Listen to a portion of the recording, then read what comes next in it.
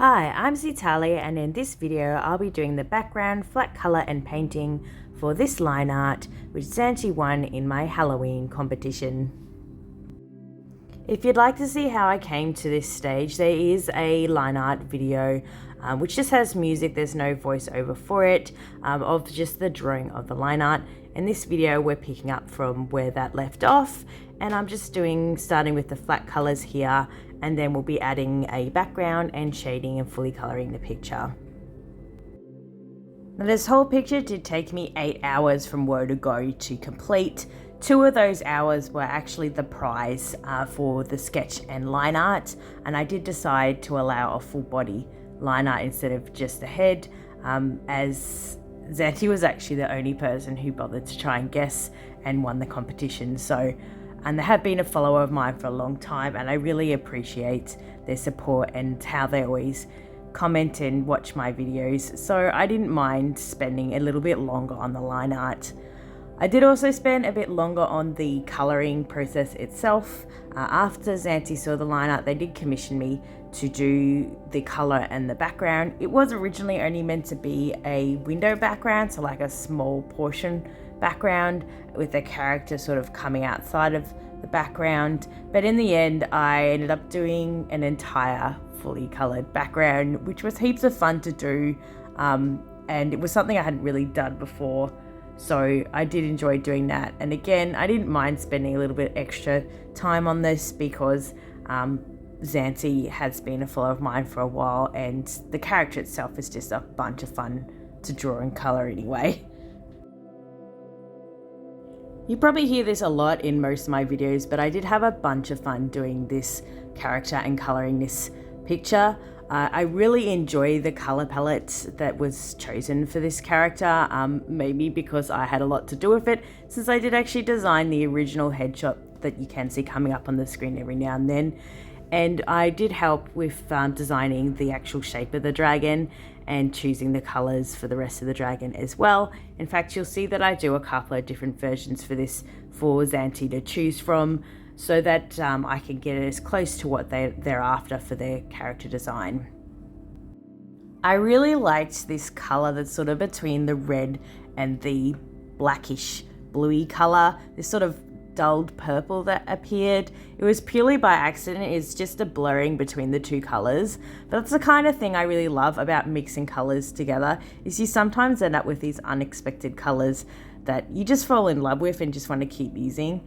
And I did really enjoy shading that sort of mixing area and all the different sort of colors that came together from the sort of blackish reds and whites. For the background, we did have an idea in mind. We wanted it like a mountainous valley, and Xanti did send me an idea of like a landscape. So I did use a reference picture for a place called Yosemite. I think that's how it's pronounced. Correct me in the comments if I'm wrong. So I did use a reference picture for this, and it's not exactly the same. Like, I didn't want the mountains to be identical, but I did still want that sort of looming large sort of rock wall idea, and this little river or large river coming down the middle and surrounded by trees. So it sort of felt like an isolated valley where this dragon could be living or adventuring through, or what have you, or whatever. I did use a bunch of different brushes here. A fair few of them are custom brushes. I will make sure I have them up on screen, but as usual, if you want to know how I made my custom brushes, there is a video in my How I Use Artflow playlist, that if you want to know how I make those custom brushes, the video is in there. It has been an awfully long time since I've had to do anything to do with water, mostly because water is hard and I avoid it, so unless it's specifically part of an image, I generally won't do it. But it was a good, like a refreshing challenge to do this, and since it's been so long, it is good to actually practice some water again. So essentially I just put down a bunch of different colors and then use my smudge tool to blur them together, and later in the video I'll return to the water to make it actually look like water instead of just a bunch of paint that's spilt on the ground. At this point in the video, I was trying to decide how to integrate the line art to the rest of the picture and whether I was actually going to keep it or paint over it like I normally do. In the end, I decided, because I was going for a more painted look and the way I wanted to color the feathers is a more painted look, I decided I would paint over the line art. So I do actually end up merging the line art with the rest of the picture and paint over it. You can still see at the end of the video, you can still see like the main strokes of where the line art was, but there pretty much isn't any actual, like the line art's not a separate layer anymore. You can see, as I'm doing right now, I'm actually painting over those solid lines. I do keep the files as a separate file, so if I ever want to recolor them or make a more simple colored version with the existing line art, I can still do that. But from this point on, it's all merged together and the line art is breathing its last breaths, as it was, as I paint over it over and over again with my paintery sort of style that I like to do. But really, for the feathers to look the way I wanted to, I couldn't really leave solid black line art on this picture, so it was the only way I could really get the look I was after. Which is generally the case with my art. It's generally why I merge the lines to the rest of the picture, because I want to do this paintery style and my line art just doesn't really suit that. It kind of distracts from it, which is why I say I merge them together to make it a more coherent picture. So for the next few hours, or in this video time 7 or so minutes, I will just be coloring feathers. So I'll just be painting on colors and blurring them together and doing that over and over again. Generally how I color feathers is with a light underneath and then the darker color on top, sort of give that idea that the feathers are lighter at the base, and you can see a bit of that sort of downy lightness coming from the feathers that are fluffed up.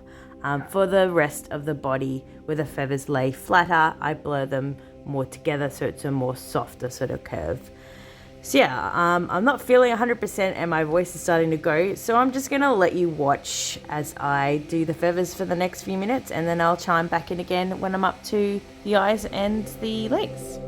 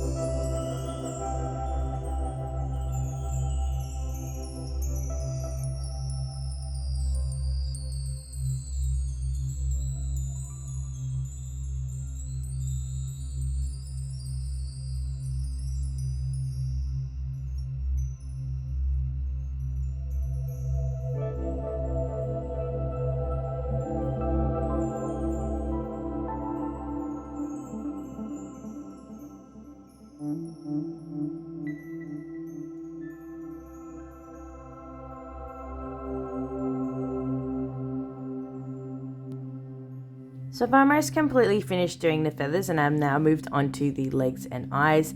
I did actually touch on the eyes a little bit in the middle of the feathers, but it was just to add a few little dots of highlights on them. I will actually be spending a bit more time on them in a moment.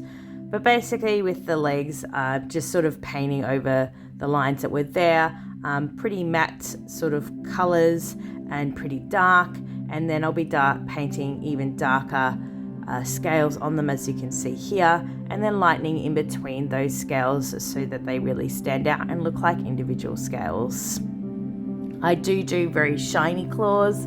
I really enjoyed doing the claws. I liked adding different reflections from the surrounding area to them, and I will come back to those later. At the moment, I'm not adding the shines to them as the background's not on, and I do want to integrate some of the colors from the background into the claws themselves.